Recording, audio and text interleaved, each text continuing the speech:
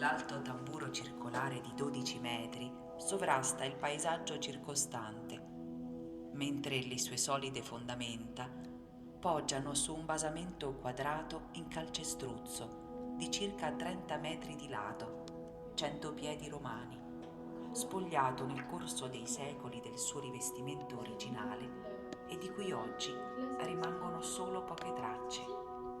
La tecnica di rivestimento in opera quadrata è per noi romani il simbolo stesso della forza e della durevolezza della costruzione e infatti risulta ancora oggi intatta e maestosa.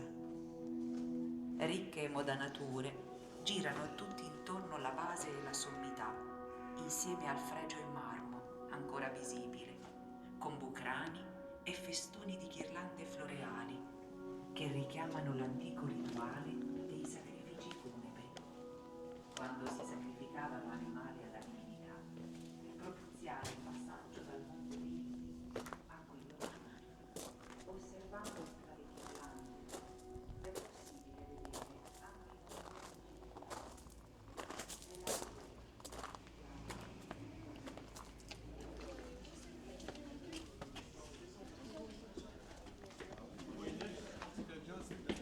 Qui io vengo da stare.